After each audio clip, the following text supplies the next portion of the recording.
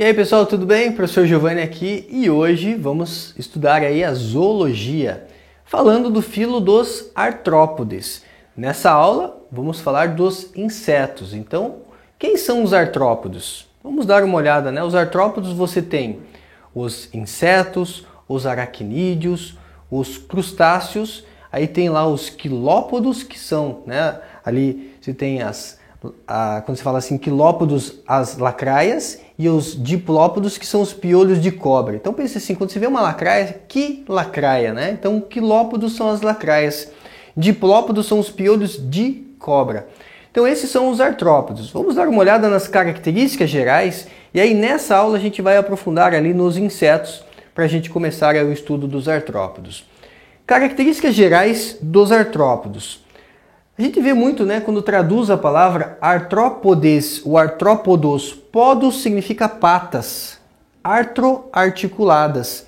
Só que a tradução patas articuladas, ela não é totalmente assim a mais correta, porque nem sempre é uma pata articulada. Então por isso que eu coloquei aqui apêndices articulados.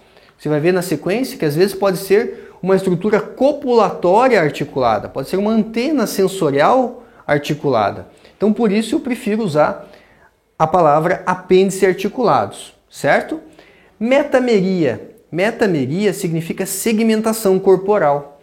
A metameria que você observou lá nos anelídeos, nós temos a metameria aqui também nos artrópodes. Só que aqui os segmentos eles vão formar tagmas, que são fusão de segmentos que a gente vai ver na sequência. A presença aqui de um exoesqueleto quitinoso. Esse exoesqueleto quitinoso, gente, ele traz um poder muito grande para esse grupo. Porque a quitina, cuidado, quitina não é uma proteína. Quase tudo que termina com ina é uma proteína. Não, quitina é um polissacarídeo com função estrutural. Polissacarídeo é um carboidrato. Então, um exoesqueleto quitinoso. Triblásticos, quer dizer que tem ali os 3 folhetos embrionários, nós já conversamos muito sobre isso, né? Tem lá a ectoderme, a mesoderme e a endoderme. Celomados significa que já tem ali um celoma verdadeiro, a gente falou isso quando estudamos lá os anelídeos. Então tem celoma, quer dizer que tem uma cavidade corporal que abriga e protege órgãos, fazendo com que esse animal então tenha uma complexidade maior. Protostômio. Estômio significa boca. Proto quer dizer primeiro, então primeiro surgiu a boca.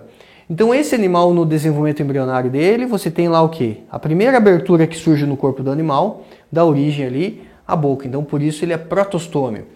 Sexos separados são dioicos. Sistema cardiovascular aberto. Sistema cardiovascular aberto, ou seja, o sangue circula sob baixa pressão.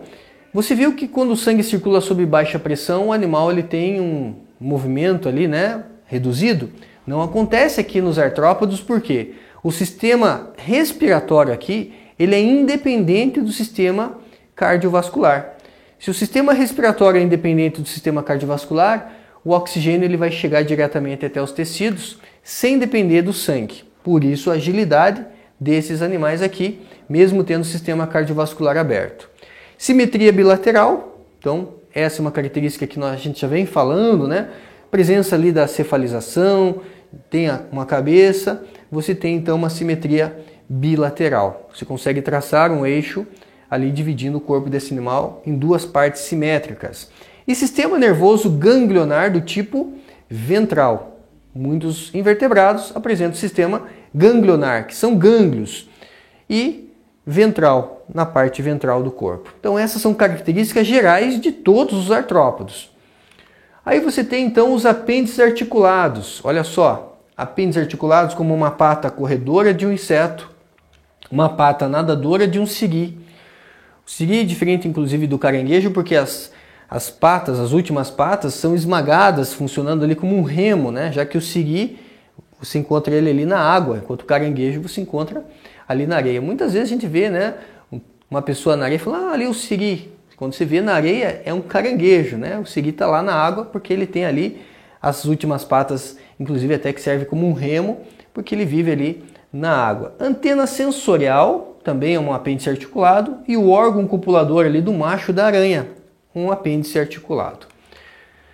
Com relação às partes do corpo, agora vamos falar aí especificamente em relação às partes do corpo. Você tem aqui o que nós chamamos de segmentação, só que essa segmentação, gente, ela forma tagmas. Entenda o que é um tagma.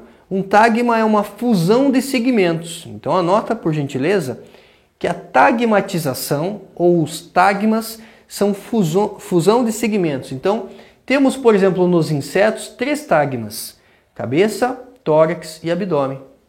Temos nos aracnídeos e nos crustáceos 2 tagmas: cefalotórax e abdômen, que é uma cabeça fundida ali no tórax, certo? Então, cefalotórax e abdômen. Então, tagmas são fusão aí de segmentos. Um gráfico muito famoso aqui nos artrópodos, a gente ainda falando de características do grupo, né? Nós temos aqui um gráfico que mostra, aqui em azul para vocês, o crescimento esperado para os animais de forma geral. Então temos um crescimento que a gente diz que é um crescimento contínuo. Chega um momento, lógico, que estabiliza, mas é um crescimento contínuo. Enquanto que nos artrópodes, você tem um crescimento descontínuo. Pense assim, se ele tem um exoesqueleto quitinoso, é mais ou menos como se você nascesse com a armadura do Homem de Ferro. Imagina você pequenininho lá com a armadura do Homem de Ferro. Para você crescer, você ia ter que fazer o quê? Trocar a armadura. Troca a armadura, cresce, ganha uma armadura ou forma uma armadura maior. É o que acontece aqui com os artrópodes. Para eles poderem crescer, eles têm que fazer o que nós chamamos de mudas ou equidizes. A muda permite, então, que eles cresçam. Então, ele fica uma parte do tempo da vida dele sem crescer. Quando vai crescer, ele faz a muda. Eu não entendi o que é uma muda. Então, veja. Talvez você já escutou alguém falar assim, olha lá, a cigarra estourou de tanto cantar. Aí você vai ver lá, a cigarra está seca. Veja essa imagem aqui, ó. Não é que a cigarra estourou de tanto cantar. É que ela trocou o exoesqueleto. Ela fez uma muda. E aquela roupa, aquele exoesqueleto velho, que nós chamamos ali de exúvia, ela vai formar outro. Então, na sua casa, às vezes se encontra lá uma aranha seca. Você fala, morreu seca. Provavelmente ela não morreu. Provavelmente aquilo ali é a exúvia, é o exoesqueleto velho. Aí, professor, significa que ela cresceu? Significa que ela cresceu, ela deve estar maior em alguma parte aí da sua casa. Beleza? Então, esse é o que nós chamamos, né, de mecanismo de crescimento descontínuo nos artrópodos, enquanto os animais, de forma geral, têm um crescimento contínuo. Existe um hormônio que é responsável por esse processo da muda, que é chamado de hormônio equidizona. Equidizona, o hormônio da muda. Vamos falar agora dos insetos. Falamos de características gerais dos artrópodos, agora a gente vai falar dos insetos. Os insetos, então, eles têm aí olhos que são olhos compostos, aparelho bucal, uma diversidade em relação ao aparelho bucal. Por exemplo, se você analisar uma formiga, tem um aparelho bucal cortador. Uma formiga é capaz de cortar uma folha de uma planta, mas ela não é capaz de sugar a seiva elaborada dessa planta. Agora, o pulgão tem um aparelho bucal sugador que ele consegue perfurar ali a folha e atingir os vasos do floema para sugar a seiva elaborada da planta. Então você tem aí um aparelho bucal cortador, sugador, lambedor. No caso de pernilongo lá, um aparelho bucal picador. Então não vai falar assim, foi mordido por um pernilongo. Não foi, você foi picado por um pernilongo, certo? Então aparelho bucal picador, sugador, lambedor, diversidade de aparelhos bucais. Os insetos apresentam o que nós chamamos de metamorfose, e eles podem ser, então, ametábolos. O que é ametábolo? Quando não tem metamorfose. E um exemplo, o único exemplo que eu gostaria que vocês anotassem, é o exemplo da traça de livros.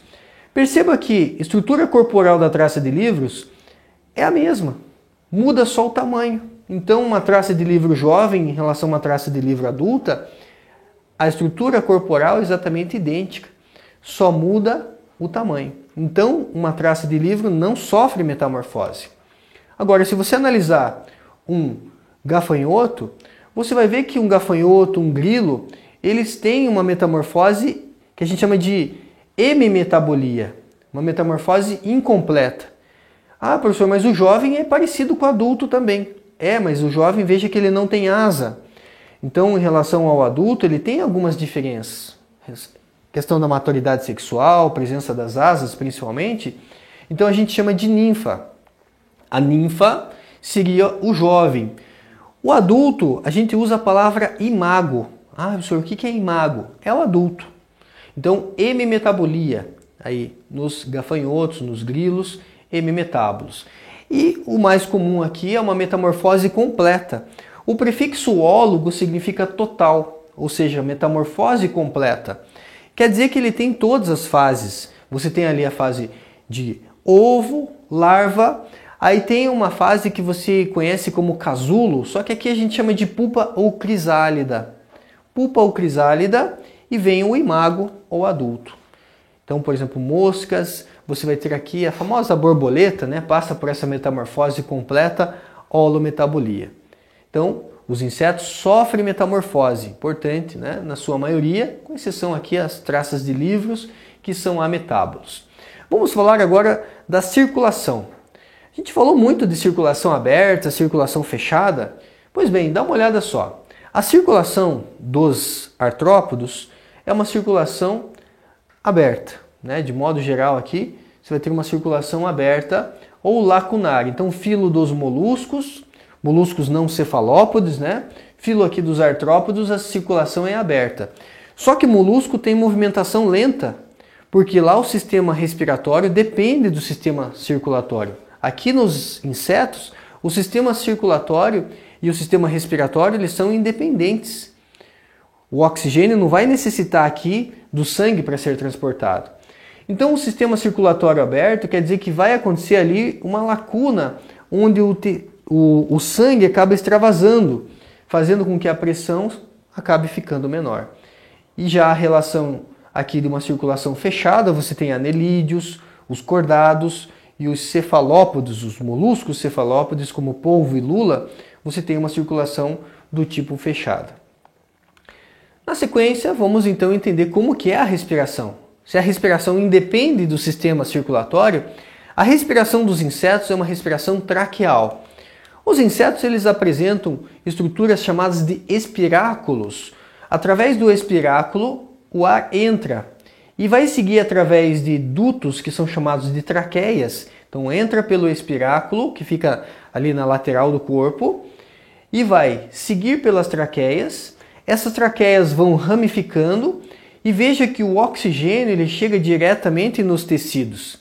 Não tem participação de sangue aqui. Então, se perguntarem para vocês qual a diferença de um molusco que tem sistema circulatório aberto e de um inseto ou de um artrópodo que tem sistema circulatório aberto, mas o molusco é lento, no caso de uma lesma, e o artrópodo é ágil. É que no artrópodo o oxigênio não vai ser transportado pelo sangue.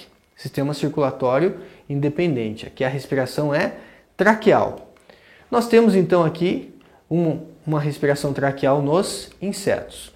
Na sequência, vamos dar uma olhada aqui no sistema excretor. Como que é a excreção de um inseto? Eles excretam o ácido úrico, que é uma excreta nitrogenada interessante para quem vive no ambiente terrestre, porque economiza água. O ácido úrico ele é pouco solúvel, ele é pouco tóxico, então ele tem ali, né, uma excreta interessante para quem vive no ambiente terrestre. Economiza água quem excreta ácido úrico.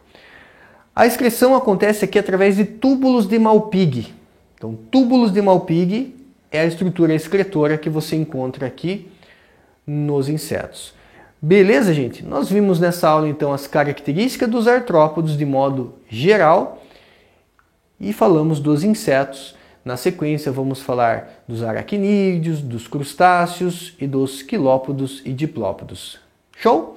Fechamos assim mais uma aula. Até a próxima!